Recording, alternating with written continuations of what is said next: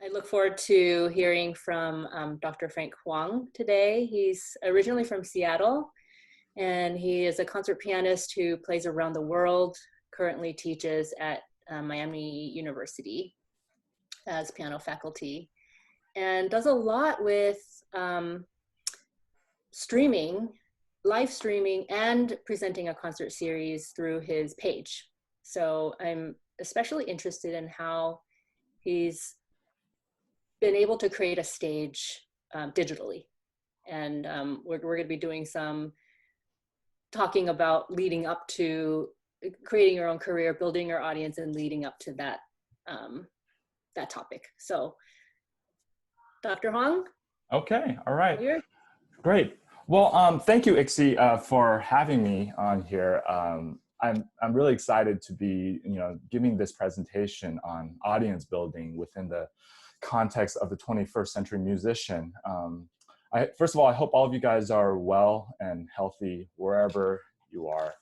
And this is bizarre. This, I wish I was delivering this presentation in person. I mean, I think it would be more effective to just kind of, get to know you guys and things of that sort. But I'm a kind of a positive, optimistic kind of guy. And if there's one silver lining with all of this craziness and madness that's going around, and that is, I'm just proud to see what other musicians, what my other friends and colleagues are doing digitally. And this is a great way for us to actually start thinking of the future, the present and the future, and how we can craft our careers, thinking outside the box. So hopefully, I hope you find this presentation to be, a little bit helpful in that regard. Now, I know I provided you guys a series of discussion questions to think about earlier this week. So I look forward to hearing your thoughts. But before we get to that, I want to share with you an example of an ensemble that demonstrates wonderful community engagement and audience building. So I would like to take you back to my hometown, Seattle, Washington. And this is the Seattle Symphony with former music director Ludovic Morleau. And this is a collaborative performance with rap artist Sir Mix-a-Lot. So let's check this out. Okay, I'll share this with you.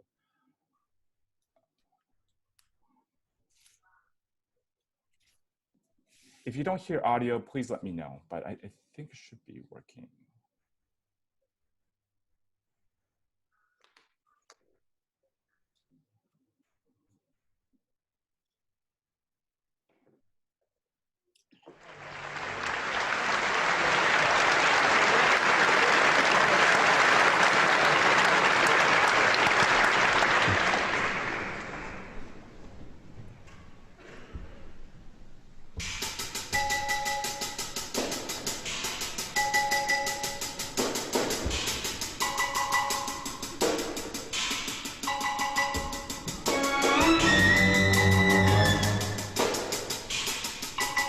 Me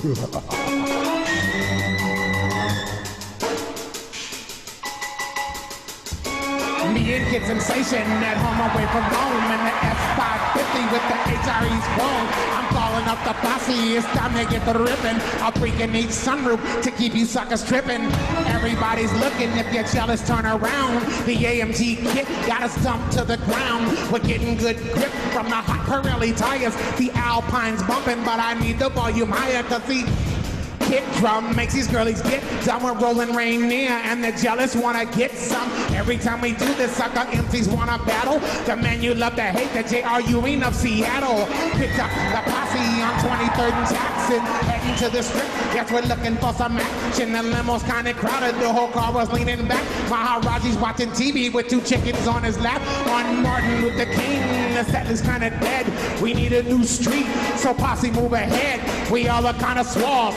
Who you can't forget, the Mix-a-Lot posse on the orchestra set. My posse's on Broadway. Yeah. My posse's on Broadway. Strike it up, baby.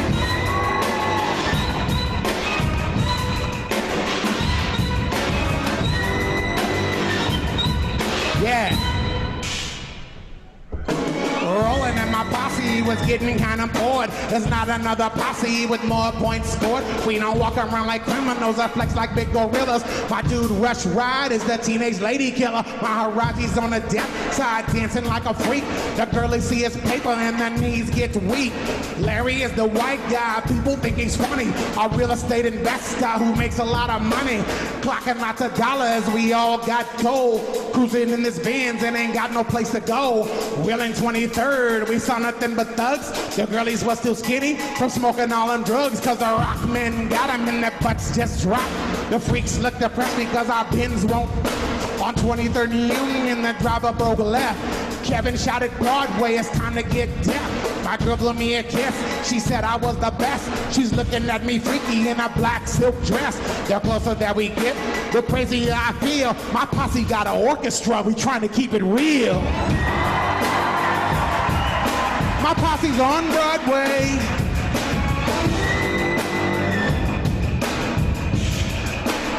Strike it up, Will. Sing that, sing that. Sing that.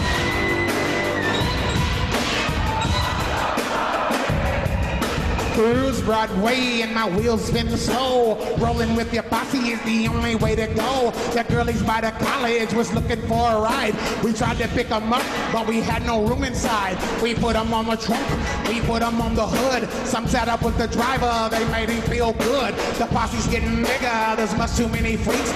My muffler's dragging, my suspension's getting weak. Now the freaks are getting hungry and Mix-a-Lot street. We stopped at Taco Bell for some Mexican eating, but Taco Bell was closed. The girls was on my tip.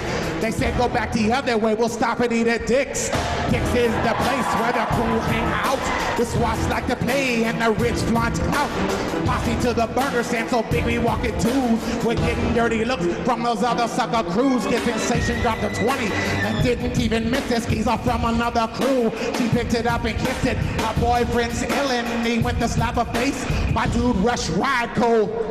Cause I never liked a punk who beat up on his girl. If you don't have game, then let her leave your world. We took his girl with us. With him, she rode the bus. She gave the boy the finger and the sucker starts to cuss. Boy, I gotta give posse, you got a bunch of dudes. You're broke, cold, crying about the rock man blues. You beat up on your girl, now you're all upset with the Mix-a-Lot posse on the symphony set.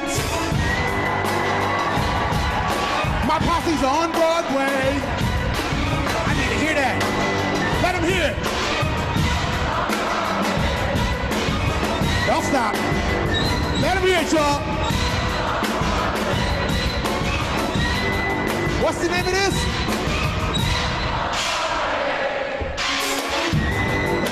Oh, I brought some backup tonight, damn it.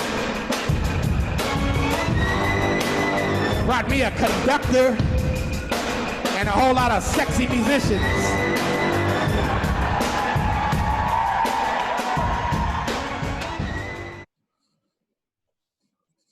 All right.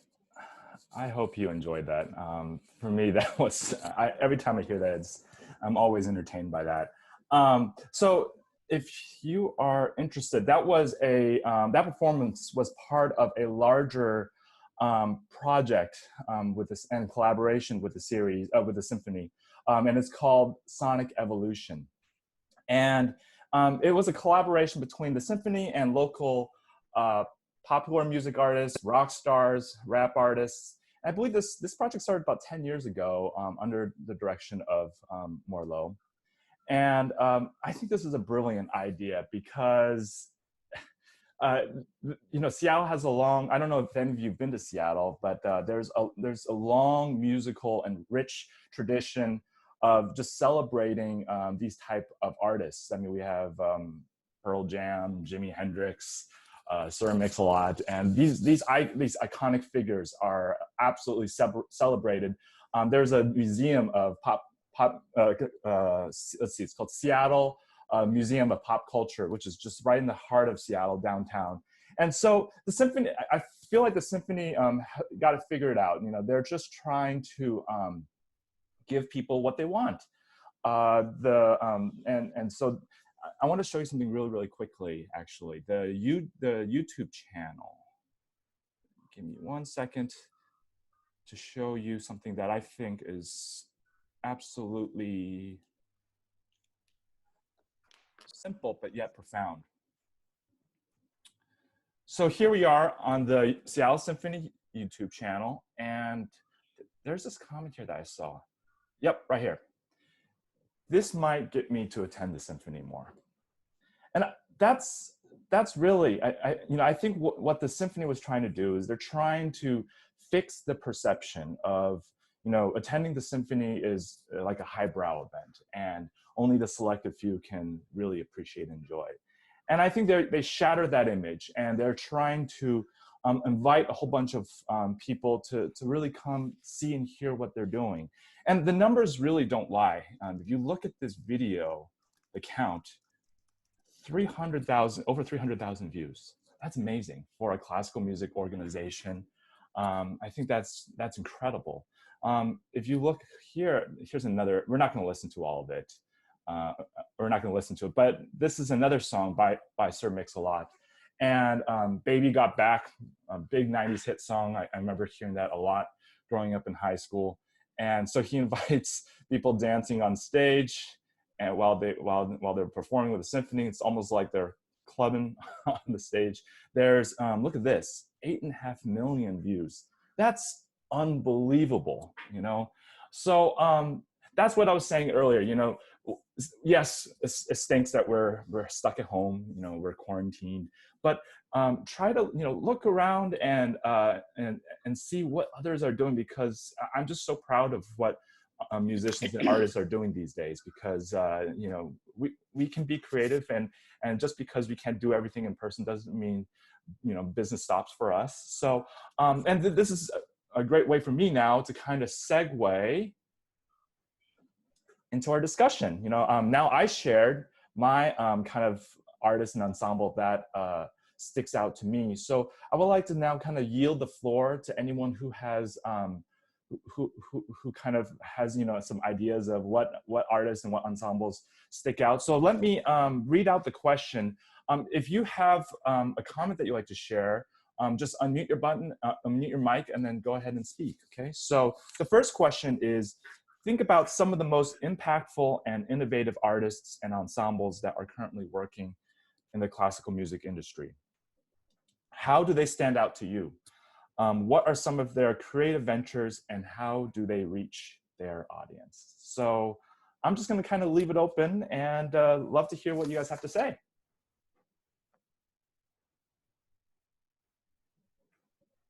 Anyone? Hi. Hi, Juliana? Yes. Great. So I'm a flutist, and I, whenever we're talking about innovation, I always think about Claire Chase first. Okay. And I mean, I think with her, it comes down to, content. Okay. First off, like presenting really innovative content. Okay, could you, for those of us that are not familiar on the Zoom and also on Facebook, can you just tell us a little bit about her, about like what makes her stand out and like some of her projects, just briefly? Yeah, I mean, she founded the International Contemporary Ensemble, ICE. Okay. And is, presenting a ton of new works through that. Okay. And also as a soloist, I think really pushing the boundaries of like what it means to be a flute player today. Yeah. Great, wonderful. And is there anything else that kind of just that really stands out to you? Because there's tons of flutists out there. Like what drew you to her personally? I guess I don't know. I guess it's like her whole identity, like how committed she is to that. I mean, it's like she's 100% into doing that, I guess. Right.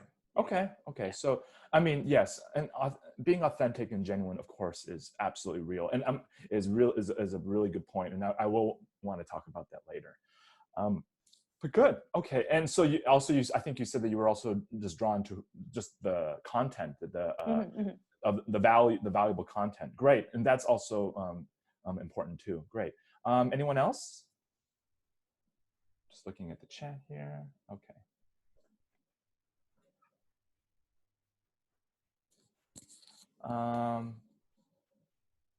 Should I call on people? I don't want to.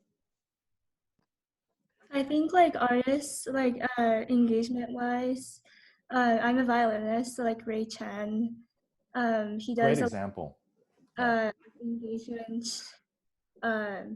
Like for example, he tries to connect with like the younger generation by doing by being active on Instagram and like TikTok, since like that's like a trend in like teens, I guess. So like I think like being active in social media and kind of following the younger artists and what they do. Yeah, absolutely. Someone says in here, we need a TikTok tutorial. Yes, I unfortunately I'm not well versed in TikTok, but TikTok, for those of you, I think it's huge in China, and it's definitely a way to reach out a different crowd. I think is anyone familiar with TikTok here? Mm-hmm. Tell me a little, because I have yet to do a little bit of dabbling in there. I don't really know that much about it, but I think the big thing is just it's very short clips. So the idea of it is just that you make videos for whatever, could be silly videos, could be serious videos, and because they're so short, you're just like constantly like rotating through anything. So cool. I see. So it's even shorter than Instagram, the 60 yeah, I think it's like 10 seconds. Oh my goodness. Okay. Or like maybe it can go a little longer, but it's, yeah, that's the whole point, is it's really quick. I see. So, you know, and we could discuss communication strategies later. I think if you have a lot of content that you plan to pump out, maybe TikTok, and maybe you are more wanting to entertain rather than provide like information and value, maybe TikTok is a great way to a great platform to consider. It's becoming really, really popular now. So I don't know much about it. So so great. You know, Mariana, is that right? Yeah. Okay. So yeah, Mariana was talking about Ray Chen. You know, he came to play here at Miami a few years ago in our performing arts series, and yes, I agree with all that. I think one of the great things is his personality. I think you can agree with me. His personality can he can really connect with audiences of younger generations, and his videos are not just informative. I'm talking about his pedagogy, in which he delivers on his YouTube channel, but he's funny. I think he's entertaining. Yeah, he's very personable, and he teaches you know, techniques that are very serious, but in a very entertaining kind of way. So great example. Anyone else? Chaz? Yes. So when we're talking about ensembles or even organizations that really stand out to us, yeah. I think one thing that we're all touching on, and what you're probably going to touch on later and talk a lot about, is what is most compelling in the artist or the ensemble. So like you said, for Ray Chen, it's like his personality and his ability to reach and communicate younger audiences. And one name that was mentioned by Emery is Valerie Coleman and Imani Wins. And for me, that ensemble, and Valerie Coleman herself too, is probably the first ensemble that comes to mind, because of, for many reasons, because of for me specifically, as a person of color, as a musician of color, she's not only a role model, and that ensemble is not only a role model, but they're breaking the boundaries as far as to in many issues, such as social justice issues and very real issues in our society. And that's really what speaks to me with that ensemble and with her. So, but as far as all artists and ensembles, it seems like we're trying to find what it is, the factor in their individual artistry that is compelling. Great. Well, Wow, that's wonderful, eloquently put, really. Now my presentation's done. I don't have to do anymore. No, I'm kidding. But seriously, no, that's excellent. I think we whatever way that we can identify or relate with the music, and all those reasons that you just point out are excellent. Great. And I do want to talk about that. So I'm just kind of purposefully restricting my comments to that. So great. Anyone else like share? Or we can also move on to the next question. I think I was thinking about. Or Oh, sorry. was it Emery? Was it Emery?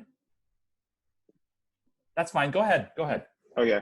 Just to piggyback off of Chaz, Chaz, you might have to help me out here, but I think in regards to like we were talking about programming as well, how we can I guess see this in like modern society. I think Valerie Coleman had a concerto for orchestra for wind quintet. Like it was a concerto for wind quintet and orchestra. So like the wind quintet was playing up in front of the orchestra, and like it was the movements were like based. I remember one movement was titled like Serena Williams. And obviously, like historically speaking, Serena Williams, like being an African American tennis player and one of the best, well, the best tennis player, just gives you an idea of why people would want to go see that, especially when you talk about classical music and communities of color or underrepresented communities as well. Great, thank you, Emery. Yeah, yeah. My little 2 cents. No, that's wonderful. Thanks for sharing. I think Kyle. You raised your hand while I think Chaz beat you to the punch, but did you have something else to say? Actually, it was Kristen was going. Oh, I'm Kristen. Hi, Kristen. Okay, this is a far lighter example, but I think it's helped them draw more interest in like followers and fans. But Nick Kanalakis and Michael Brown.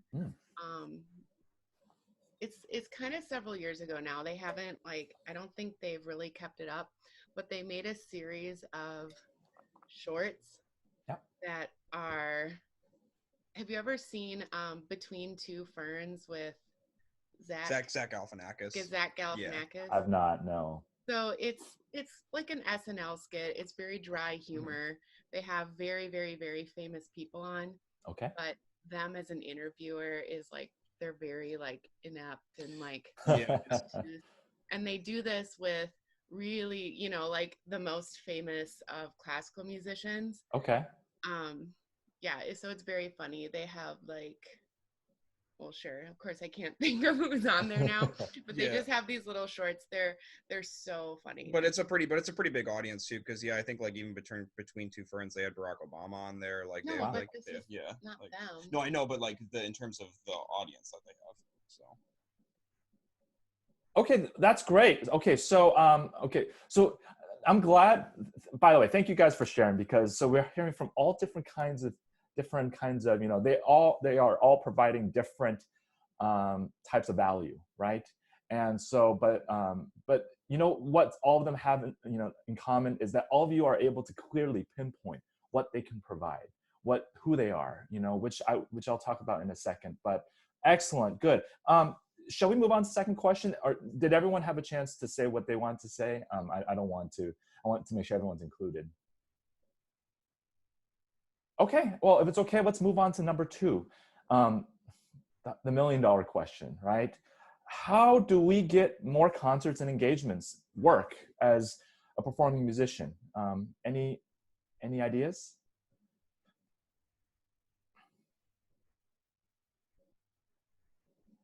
Yeah, Chaz. So I was going to say that I don't know the exact answer to that. I'm still trying to figure that out. But I think that a starting point is in advertising, marketing, and publicity, because if you have something that everyone wants, but nobody knows who you are or that you have it, then how will you get work doing that, right? Right. And so I think a big starting point is,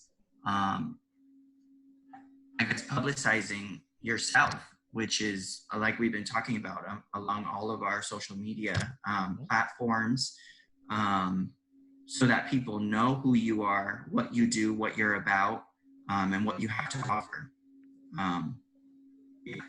Good, good. Thanks, Chaz. Anyone else? This is a difficult question, and we're all figuring this out. So there's no right or wrong answer. Let's just kind of throw as many ideas to the wall and see what sticks. Okay. Hi. Hi. Oh, sorry. I also think there's something to be said about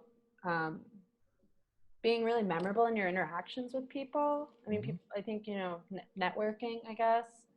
But when, someone thinks of an opportunity, you want to be the first person they think of, somehow being very genuine and memorable in the ways that you meet and interact with people. Okay, and that could also tie in with what Chaz is saying Exactly. too. Yeah. Yeah, great, excellent, good. Anyone else? Emery?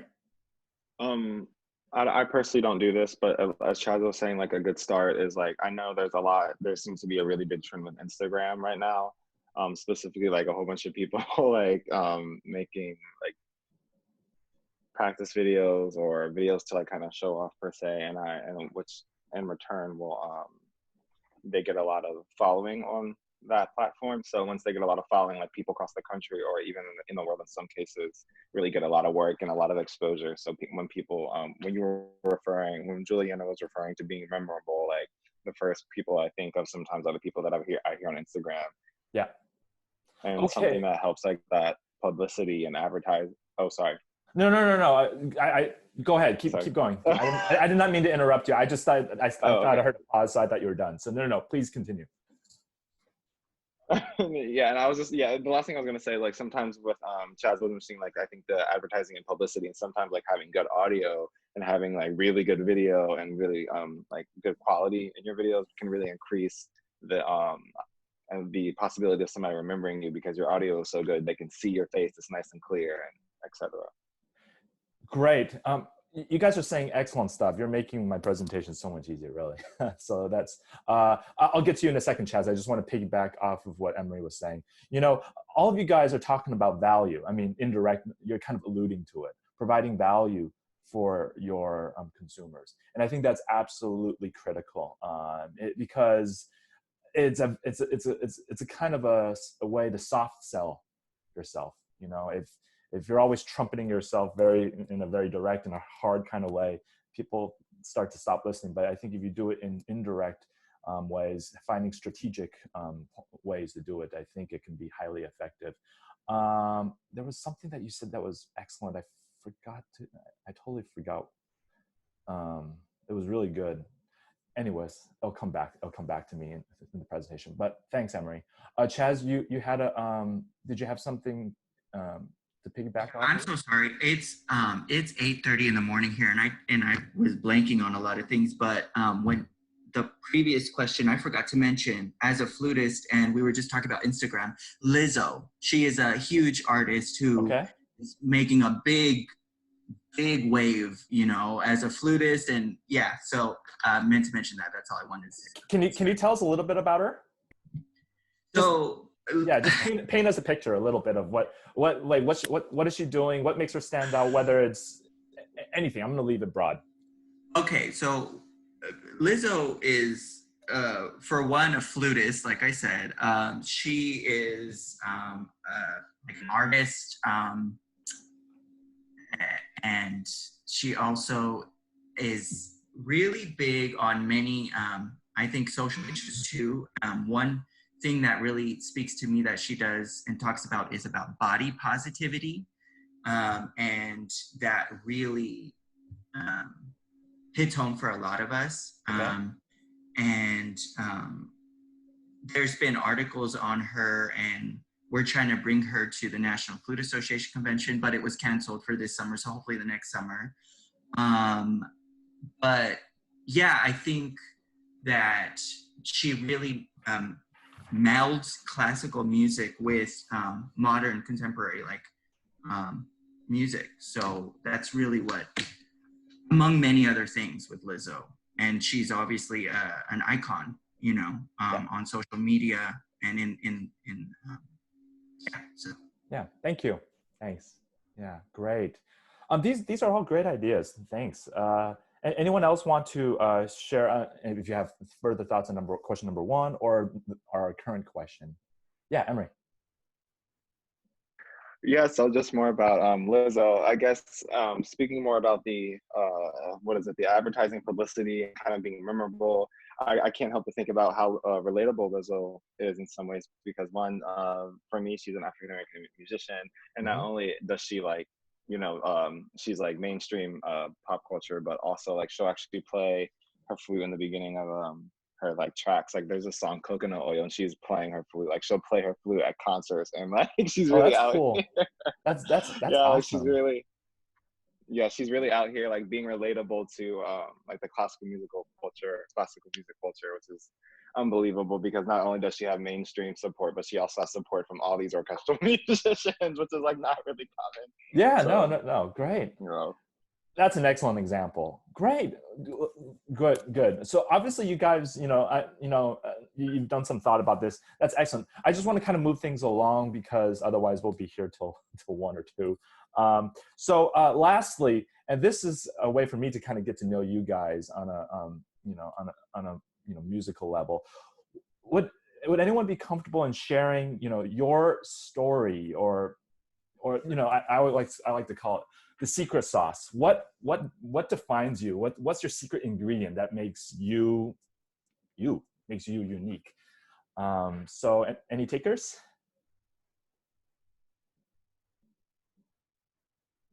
You guys are being such a good sport. Chaz? I guess I can go if no one. Okay, or Kyle. I don't care. Or Kyle, go ahead. Okay, thanks, Jess. Yeah, I mean, I like that. It's a good term, secret sauce. But yeah, I mean, I guess for me the biggest thing is that I personally like that it's like I'll never be able to find every avenue of performing to play in. Like there's always more chamber music, there's always other styles of music. So for me, it's always been kind of figuring, or just at least the excitement of always the potential of just getting roped into something new. Like 3 years ago, basically just through like coincidence, got roped into playing in a reggae band. And like, that was cool. Since doing that, that's been like, I almost like enjoy it more than orchestral playing now.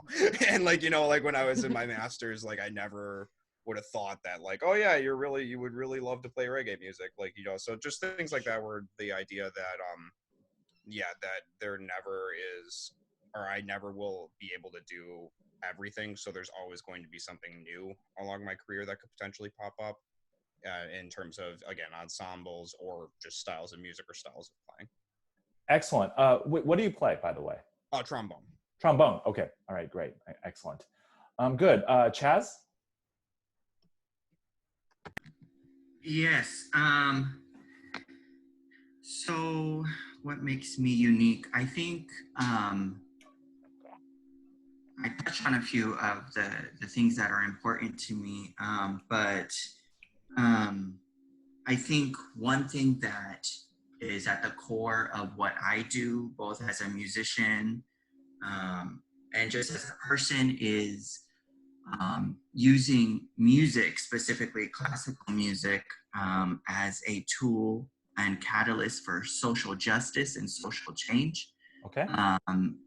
One big issue in classical music that we are all aware of, or at least should all be aware of, is that there's a lack of diversity, equity, and inclusion. We hear these buzzwords going around more and more now today, when it's been an issue since orchestras in the US have been around. But for me, it's my job to counteract those issues and to create pathways for other musicians of color. Because right now, it's 1.8% of musicians surveyed in US orchestras are Black musicians, and 2.5% are Latinx musicians. That's still now in 2020. I know. Those numbers are too low. And so, of course, I think that's part of what makes me who I am, and what I do alongside being a performer, right? And my goal has always been to be an orchestral musician. But for me, that's half the job. The other half is my social justice work. And I think those two can absolutely be interconnected. They're so interconnected and related. I don't think it's an either or scenario, you know? I agree. Yeah, yeah. Great. Thank you. Thank you. Anyone else? Juliana, would you like to share? I don't mean to pull teeth or anything. No, I mean, it's something I'm still trying to figure out, I think. I think, like Chaz, we've talked about this a lot. Like, I find a lot of identity in the diversity of my programming as a soloist. But I'd also like to think that there's something about like who I am as a person that is what I'm bringing to the table to, my students and my colleagues. Yeah, so something, and of course, this is why I'm like on this hunt to do the, in programs like this. But something about the music I'm playing and how I'm doing that, I think. Yeah. Great, thank you. Okay, so programming, which we will talk about. Great, excellent. Okay, all right. Am I missing anyone? I don't want to. I want to move the presentation, but I just want to make sure everyone, said everything that they wanted to say. Someone's calling on Anna, or Anna. I don't know. Anna? Hi. Hi. I think in terms of like who I am as a musician, I'm still figuring that out. I'd say something that I generally lean towards is more contemporary music. I'm a harpist, so kind of working with composers on like how pieces can be made better for us, and kind of communicating like how things are actually possible on my instrument versus some of the perceptions of what could be possible. So just making it so that these pieces are things that are played longer term rather than just something that's a one-time thing that's kind of painful to have to get through in some ways. But I want it to be something where like I get something out of it, and like people who are also harpists will get something out of it, but then also the composer is able to then move forward and make something that's more acceptable for what we do. So that's kind of part of what I'm interested in longer term. So okay, great. Thank you. Thanks for sharing, Anna. Okay, all right. So anyone else? Okay, I think let's move on. Let's move on. Or I heard someone. No, go ahead, please. We can fit in another thing. I hate to like drag it on, but yeah, I like some others, I haven't fully figured it out, but I can't help but think about how I'm really passionate about representation of underrepresented culture in like an orchestral setting. And I know when I was even going like my beginning of undergrad, I always would go to like elementary schools and like try to increase like them seeing me as an African American musician, like seeing that in schools. So just the idea of exposing younger people, because the problem isn't, professionally, it's when you start young. Like that's why they would want to keep continuing with it. So that's kind of what I identify with sometimes. Great, thanks. Like always helping out, yeah. Yeah, sorry, what do you play? Oh, I'm a clarinetist. Okay, all right, great. So, well, yeah, hey guys, thanks for sharing your stories. Really, I always love to hear what you guys are doing, and what motivates you, what inspires you, and really that's the premise of my presentation today. It's how can we, as performing musicians, how can we invite more people to just appreciate what we do, what we have to offer, right? I think in a lot of cases the perception is, oh, like why is the arts like absolutely necessary, in our daily lives and culture. And I think as right now, we need it more than ever. I hope you guys can all agree. I don't think it's an extraneous thing that, I think it teaches us a lot about stuff. So, and that's our job. Our job is to kind of bridge that gap, that that kind of the perception of, making the experience accessible and enjoyable for the general public. You know, I think a few, you know, the words inclusiveness and diversity is absolutely something that we ought to consider, you know, and unfortunately, we're still talking about it in, you know, 2020. But anyways, you know, all we can do is kind of do our part and move the needle, and then you know, the rest is, you know, and let, you know, the rest take care of itself. But so, you know, we have a larger duty, I should say, to in terms of that, in terms of that. So again, thanks for sharing. Now I want to kind of provide you kind of some suggestions, things that have worked for me personally, and so you can take it or leave it, and share with you some things in terms of streamlining the process of branding. So we've been talking a little bit about branding, and also just talking about some communication strategies. So let me share with you a little PowerPoint. Okay, I just want to make sure everything is, you guys can see this? Yes? Okay, great. Okay, so my number one question, or it was number two in the discussion questions, but I think the number one on my mind as a performing musician, and it's the bottom line, it's really the bottom line, is how can we get more work, right? You know, I think that's the kind of thing. And when I was a college student, that's the thing I was always thinking about. It's unfortunately, it's not a very pleasant thing to think about, but it's a practical thing that we got to think about. You know, all of the things that we said are great, but I think the bottom line is I just need to kind of have a source of income. So the title of this slide, how do I build an audience and get more engagements? And now I deliberately put that in the same sentence because I believe that they are totally interrelated.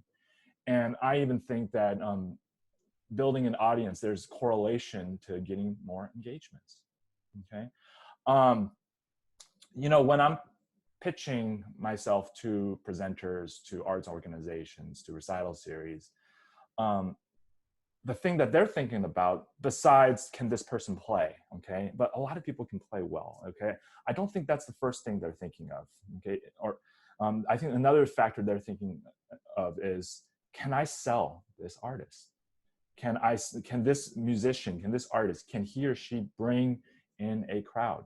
Now, they're not looking to get rich off of you. I mean, that doesn't happen so frequently in classical music, but they don't want to lose an exorbitant amount of money, you know? So consider this, you know, and in some cases, the artist fee is totally dependent on the box office sales. So I think, I know with musicians, we're always thinking about the artistic content, everything, but we also have to think about this very practical thing, and that's dealing with all these finances.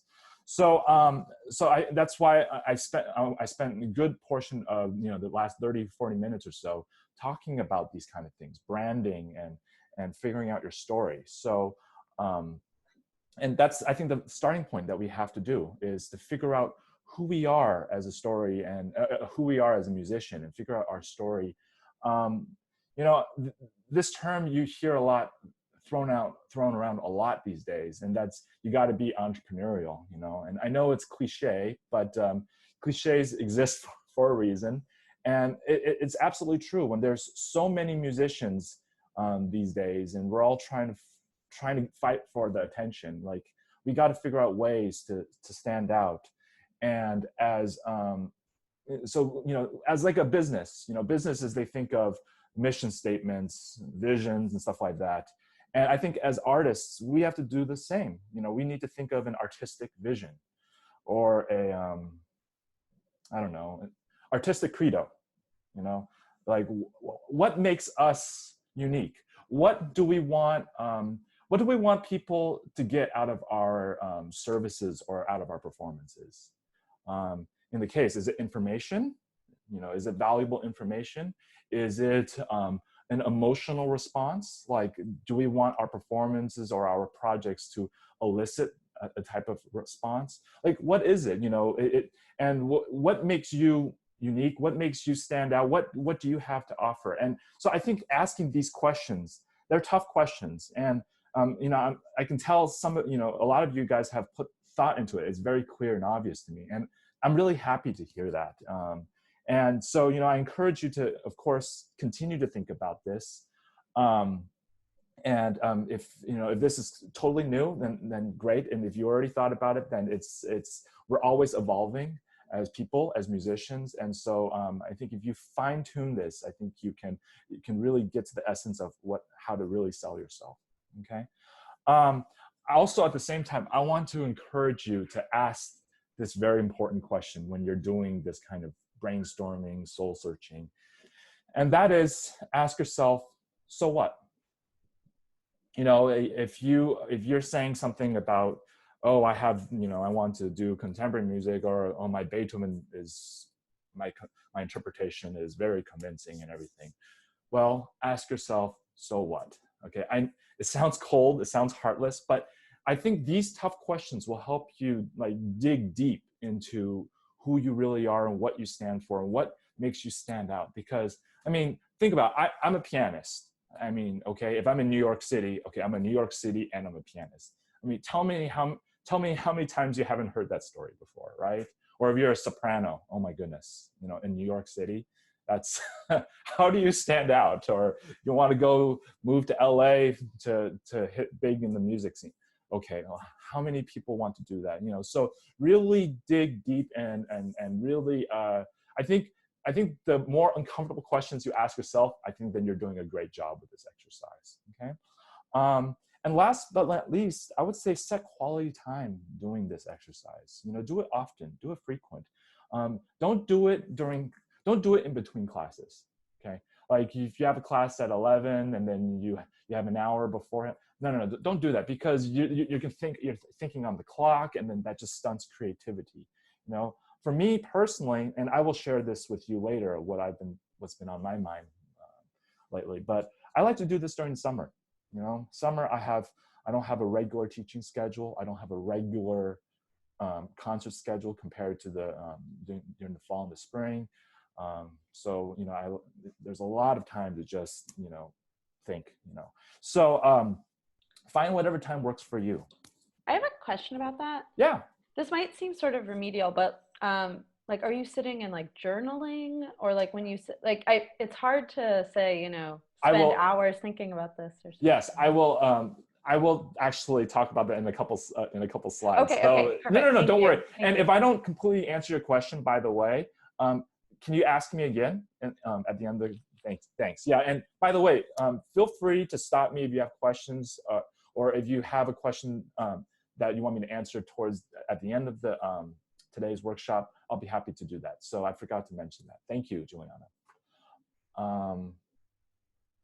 Okay, so once you've kind of figured out, yourself, figuring out your own identity, start developing, unique concert programs. I heard some good ideas. I think it was from Kyle with his reggae stuff. So develop unique concert programs, collaborations, find like-minded artists, musicians. It doesn't have to be musicians. You can find, if I know someone who loves poetry, so they collaborate with so it can be in all different phases and projects. Okay, and I want to stress this a lot. I'm not saying necessarily that you need to go and find another rap artist and collaborate with him or her. I'm not saying that. If that's your thing, if that's what you love to do, that's your vision, then by all means do it. But I just want you to be genuine. You want to be true to yourself. It's not about getting the likes and the shares on Instagram and Facebook. That's good, of course, but it's more about, how do you sell yourself? You want to. No one wants a fake. Everyone wants someone true and genuine. Okay, and if you like me, I like to play some of the standards, the big blockbuster hits of classical music. That's fine too. Okay, you just need to think about ways you can repackage, repurpose, and retool this older repertory, to make it a fresh and new experience when people hear you. Okay. So again, I'll share with you some things that I have done in recent past and for next season. Okay, so this is my answer to you, Juliana. And I would suggest going old school. Okay, I when I'm doing this kind of reflective and contemplative activity, I try to go away from electronics. I get as far away as from possible. And I get a pen and notepad. Okay, and sometimes I'm a horrible drawer or sketcher, but I sometimes sketch out what I like. I jot stuff down. And you know, if you like, for example, to go outdoors and hiking, take this assignment with you. It doesn't mean you have to be inside your room. You know, find whatever will give you a source of inspiration.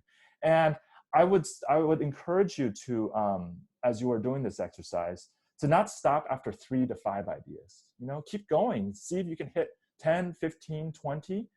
Usually the best ideas are the ones after you really exhausted all of your, you know, your creative pool, your creative thought. And then maybe you might find a trend or a pattern a recurring pattern or trend that might help, you know, define who you are.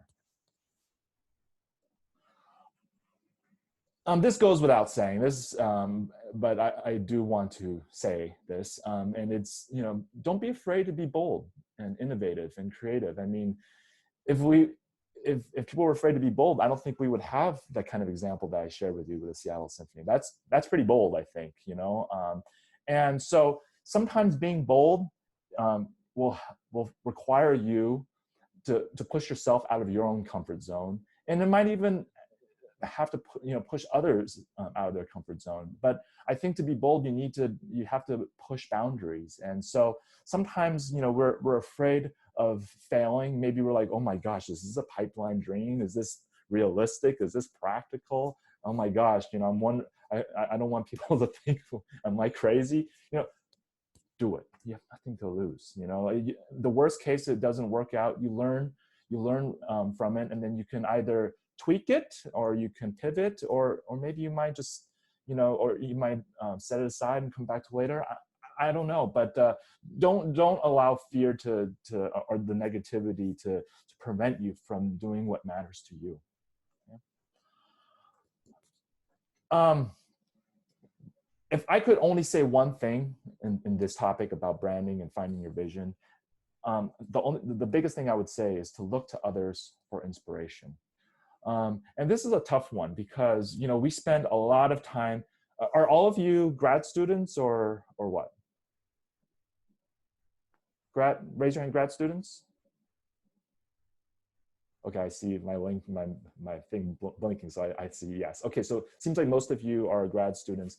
You know, think about the thing is it's tricky. You know, we spend a lot of time, especially if you're in a conservatory or in a college, university. Spend a lot of time working on, you know, on all of the things with your instrument, with your craft, right? Musicality, intonation, technique, building repertoire, or, you know, a lot of you in orchestra auditions, excerpts, things of that sort. And I know it's very time consuming, it's very stressful, and you're just worrying about these things. But I also think it's important to zoom out occasionally and look at what's going on peripherally. And I am so thankful we live in a day and age where we have social media. It's so much easier to see what others are doing. So if you are on social media, great. Spend some of that time besides socializing, but also spend some time to just dig and see what others are doing. And go to concerts. I cannot stress this enough. Live concerts, because that's spending time on social media is no substitute for hearing live events. Okay. So I'll give you an example. You know, just recently I was connected with this pianist in Oregon, and he loves the outdoors. So he has this piano series in the summer. It's called Music in the Wild, and he basically he takes his piano on his truck, drives it out into the wilderness, plops his Steinway on a platform on a little stage, And then he invites people to bring in their lawn chairs, and then he provides the wireless headphones. And it's amazing. Oh my gosh. I saw a video of it, recently, and it was a production, really. And I think he even has snacks and refreshments, making it that kind of experience. And it was on the local news in Oregon. But what, I think that we can all relate to that. I mean, we love the outdoors generally, and then we love music. So it's a wonderful pairing. I think another pairing that I've seen a lot lately is wine tasting and music. There's a festival, I believe, in Napa Valley that does just that. Okay. You can look at our very own Cincinnati's Concert Nova. I think last year they did I think an interdisciplinary collaboration performance with, I think it was a Beethoven music and science, and neurology. So look around. I have a friend who has a YouTube series, and he invites and interviews some of the biggest names in the classical music industry. So I think he had Renee Fleming on there. He had Vladimir Ashkenazy, the biggest names, and it's turned to a huge thing. So I guess what I'm trying to say is that there are many different ways to build your career. And don't get me wrong, the traditional route is great. It's excellent. But I want to encourage you to think about other ways to develop your career, because there's certainly more than one way to do that. And I think if you can think outside that box and not restrict you to that one mode of thinking, then that'll be great. And it's tough. I know there's a lot of uncertainty along with that. But every time I think when I feel that way, I want to share a quote with you by this really famous pianist and teacher that really keeps me going. And this is Sergei Babayan, who teaches at CIM and teaches at Juilliard, and he performs all over the place. His career has really blossomed within the last 2 or 3 years. And this is the quote. He says, "First of all, they, as in the people, should not give up if things become difficult. One must believe in what one does. That is absolutely crucial. When you believe in something passionately, fanatically, that is when you reach into that inexhaustible source for your inspiration to continue. Those who quit playing because they did not win competitions or become unhappy were not meant to be pianists in the first place. True artists who are meant to inspire people with their music will persevere to find their own way. Their voices will be heard. I believe that everyone has his or her place." Okay. And I love this because it's so eloquently put. It's just a way, you don't have to follow the exact mode that, maybe your teacher or teachers or whatever. You craft your own way and don't be apologetic for it. Okay. Okay. So I've been talking a lot now, just generally about branding and things of that sort. So let me just share with you some things that I've been doing, some things that I've been thinking about. So I apologize for some shameless self-promotion, but let's see. Oh. Okay, so here we are on my website. And so I did this very same exercise that we've been talking about last summer. And so one of the things that for people who play chamber music with me will know is that I love to curate concert programs. We could be in the process of, like, our concert could be tomorrow, and I'll be already thinking about what are we going to do next time. Because I maybe it's just nerdy or geeky like that, but that's just how I am. So one summer I decided, okay, I'm going to sit down and I'm going to curate 3 different concert programs for 3 concert seasons. And I wanted it to be totally different, and I wanted to kind of say who I was as a musician. So one of my biggest things, and I think it was Chaz, I can't remember, someone alluded to this earlier. And one of my biggest things is that I want to make the music and the lessons that we learn from classical music, I want to make it relevant to us in 2020. And because I absolutely think classical music can do that. And I think that's the biggest misperception of classical music. People thinking, oh, that music was written, 300 years ago. Why do we need to listen to that music? Why do we need to keep hearing that music? Why do we need to study that music? And I think as and as us students of the music, we're constantly practicing. We're spending hours and hours. Why do we keep playing that music? And so for me, I'm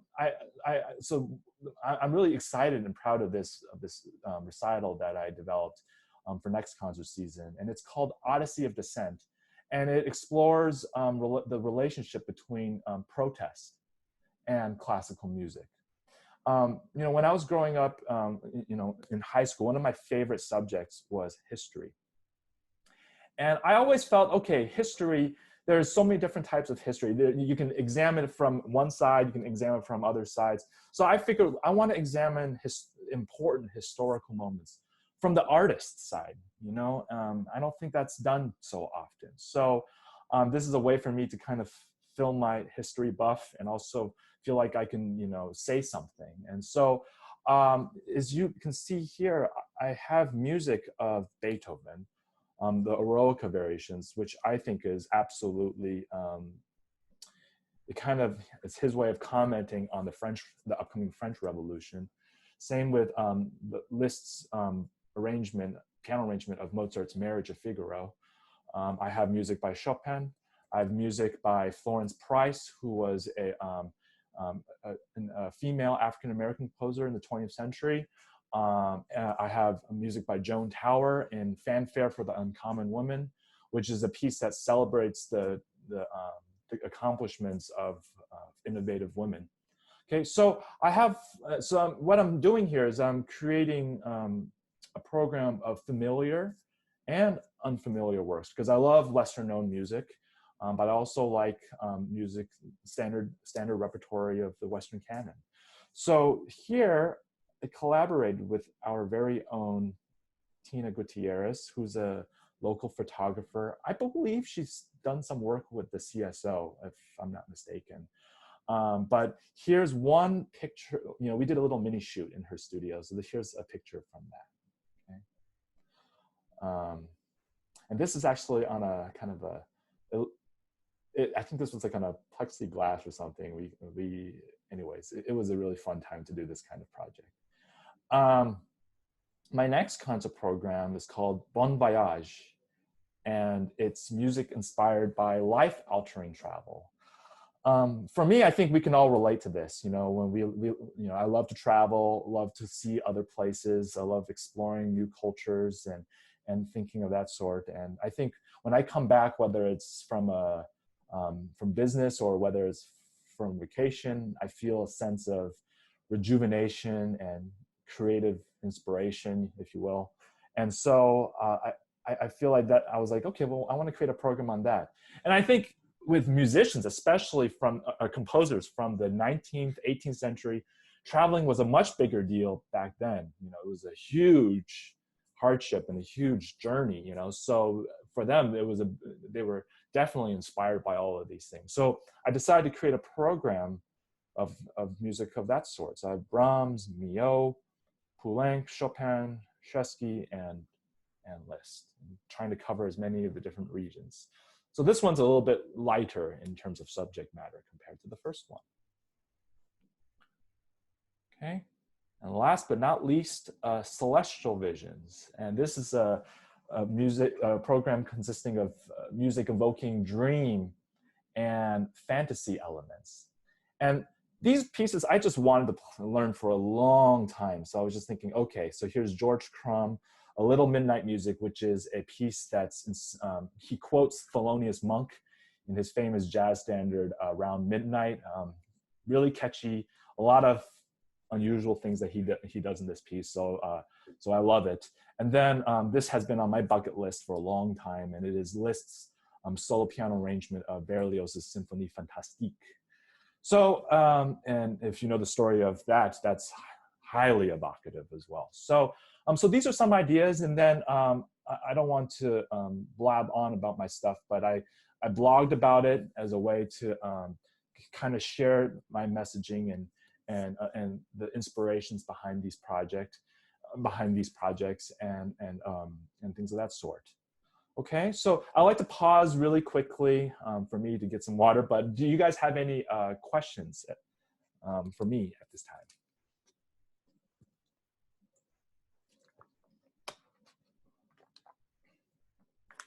Okay, all right then. Then I would like to quickly go and talk about some. Hey, sorry, I thought of a question really quick. Yeah.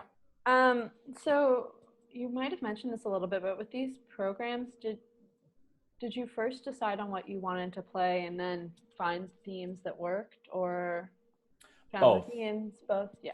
Both. We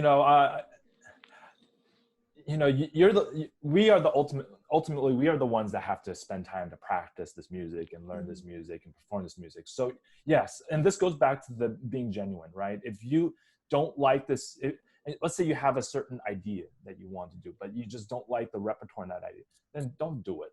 Okay, you want to play a repertoire that you love, that you feel passionate about, that you don't hate it, So I did it both ways, and then what you could do is you could, and with piano literature, it's there's a big difference. With piano, there's so much literature, right? If I don't like Mozart, for example, which is not true, I love Mozart, but if I don't, there's Beethoven, But if you're a violinist and you don't like Bach, that's a problem, right? Or if you are an oboist and you don't like French music, that's a problem, right? So, I know, I do understand there's a huge difference, but I would say I did it with my repertoire and then also thinking about thematic ideas too. Okay. Okay, let's, oops, I didn't mean to do that. I wanted to get back to this. All right, develop communication strategies. And I like this picture because I think it's completely apropos to sometimes how I feel when I'm trying to get my message across. And, when you try to deliver your message, you'll need to be prepared for the fact that you'll need to say it more than once, say it in multiple different avenues, and sometimes people may not respond they may not respond to your emails or your DMs or if you're following up with a phone call or something. Sometimes people will just, maybe they may not follow up, maybe they might say thanks but no thanks, or they'll keep you in mind, or things of that sort. And I want to say to you that like that quote that I shared with you earlier, to not lose hope, to stay the course. If you feel very strong about this thing that you're doing, then don't let these little setbacks to discourage you. I wish this wasn't the case, but it's just part of the business. And I think this kind of I think it's because there's so many musicians out there and they're all pitching to these same presenters, so they're kind of inundated with all of these proposals and requests. So that's why I think branding is especially important. What we were talking about earlier. So but anyways, once you figure it out, really figure out ways to different ways to really communicate what you have to say and what you have to offer. This goes without saying, but I think oops, I did not mean to do that. Is to put yourself out there. Now, this may seem obvious, this may seem intuitive, but I cannot stress this enough, because you guys are grad students. You'll be graduating soon. You'll be going out into the workforce, into the work field, and I know this because I had the same experience. Because I trained in primary conservatories, and so it's highly intensive, very, very focused. You're always thinking, am I good enough? Is this good enough for this performance? Is this good enough for this audition? Am I ready for my jury? Am I ready for my recital? Am I ready for this competition? It's all of this uncertainty. But there comes to a point where, and I'm not saying to forget about quality control. By all means, do that. But there comes to a point where you need to be okay just putting your things out there, okay? Because if you don't, no one will know about you, as I think Juliana pointed out earlier. So you just have to kind of get yourself over that hump. And I can totally empathize with that because I was like this. I was like, oh my gosh, I don't know if it's good enough. But get over that hump, okay?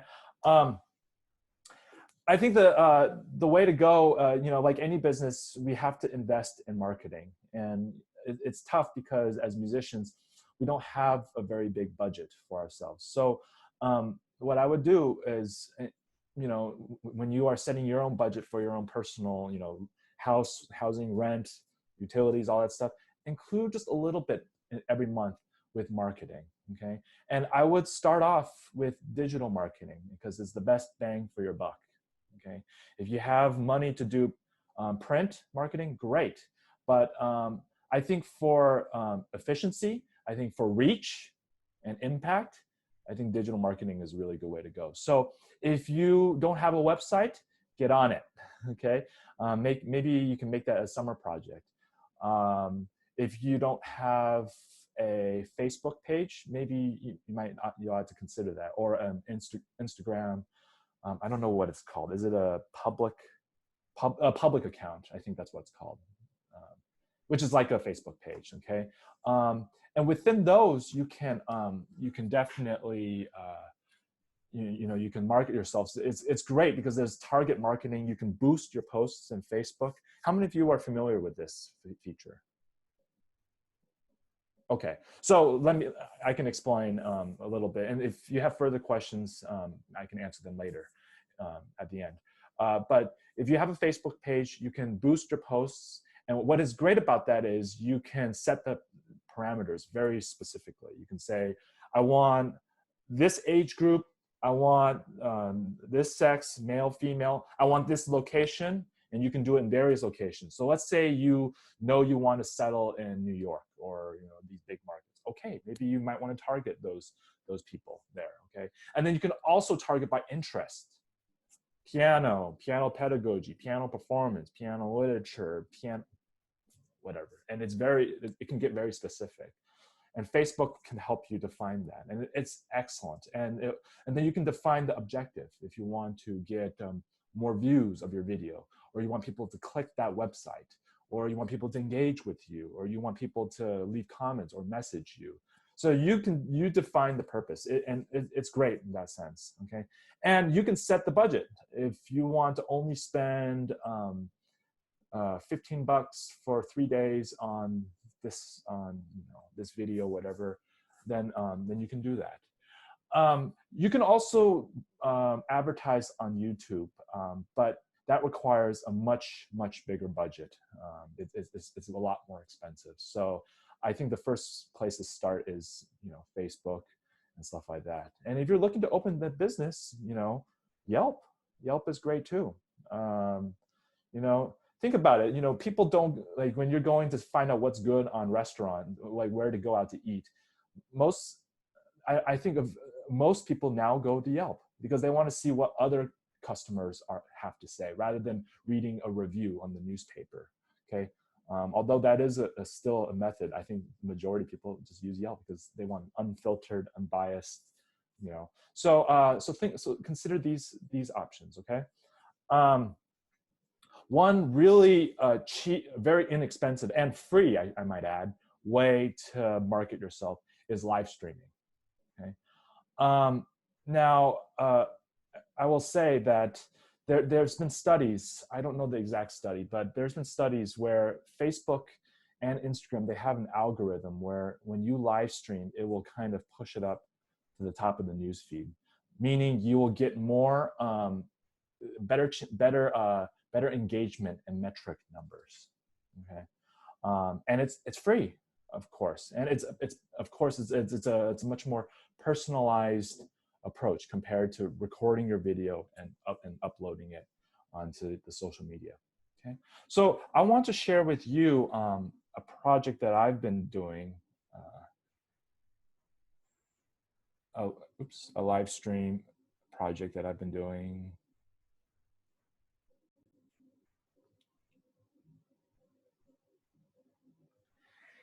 So this is an online virtual recital series that I kind of came up with.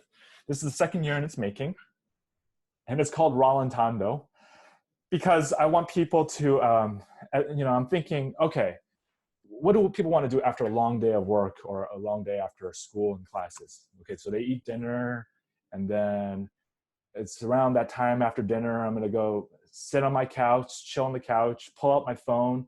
I'm going to go look on the news feed on Facebook. Oh, wow, Frank is playing. Okay, well, let's check him out and see what he's doing. So my concerts are, no more than 20 to 30 minutes. And it's trying to create a more casual and intimate vibe, as opposed to if you were to attend my traditional and live concerts. And I was like, okay. And then Rallentando, kind of means to relax. So it's just kind of wind down and finish your day with me. So I live stream it to Facebook and Instagram. And here's my, I did not mean to do that. So here's my banner landing page. I have this little glass of wine. I think it was really good too. And here's my schedule. Here's an archive of previous performances.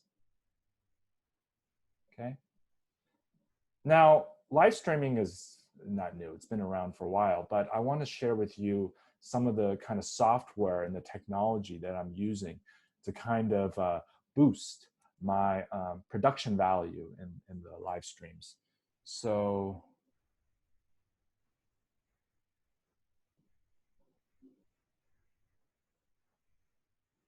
oops, let me take this away. Okay, so how many of you are familiar with Open Broadcasting System, or OBS? Okay, this software is free, and it's available for Mac and PC. Okay, and this is really popular among YouTubers. People doing a live stream and they want to conduct like an interview format. This is a great way of doing that. This is especially popular on the online gaming esports community. They use a platform called Twitch. So I have my cousin, he works in Google, and he's very much involved in that stuff. So he was telling me about this. I have a student. I'll give a shout out to my student, Joey Royer, who's very much into this kind of thing. I think he does some esports stuff, and he's my trusty and reliable assistant managing the back end of these when I do my Rallentando live streams. But the best thing I would say is, if you're going to do a dedicated live stream and you want to make an event of it, the best thing about OBS is you can connect a camcorder to the live stream. Whereas if you did it on your computer or on your iPad or on your phone, you have to use that camera or that webcam there. So this allows you to connect a camcorder and external mics too as well. Okay, so this is a capturing software. It captures all that stuff. And another thing is you can implement different scenes into the software. Again, so it just boosts the production value. So here you can see I have various different scenes and images in here. Okay. Originally, I was planning on doing my PowerPoint presentation here, but it's a complicated. So here's a setup of a previous Rallentando performance. And this is to me, this is a pretty basic and rudimentary setting. I have my camcorder here that's connected to Facebook, and then this is my cell phone connected to Instagram, and both of these devices are connected to this. You can't see it, but I have an external mic. I'm using the Zoom HD4n Pro, which is a very affordable and portable mic, and then this is all connected to a laptop. Okay, this is pretty basic. You can get more complicated. I'm later down the road. Maybe I might invest in another camera so I can get like multiple angle shots. Okay, and then maybe get some lighting or whatever to kind of spruce up spruce up the stream. Okay, so and also lately I've been exploring this idea of putting in stock images and videos so that people can enjoy these type of imagery when they're watching my streams. So, and you can absolutely do this on OBS. You know, there's so many websites like Canva or Unsplash where you can just get all those stock images and put them here. Okay, so you know, if you have more questions on OBS after in a little bit, I'll be happy to answer them. It's another tutorial in itself, but in general, I would say it's quite user friendly. Okay, so but yeah, and there's so many how-to videos and tutorials out there to help you set all of this up. Okay, so I want to just kind of show you how I stitched all of this together, and I'll show you a little bit of a recent Rallentando live stream that I did, and you'll see that I incorporated a welcome page, stock images, and even stock video, and to seamlessly incorporate that while I'm playing. So here is a video of that.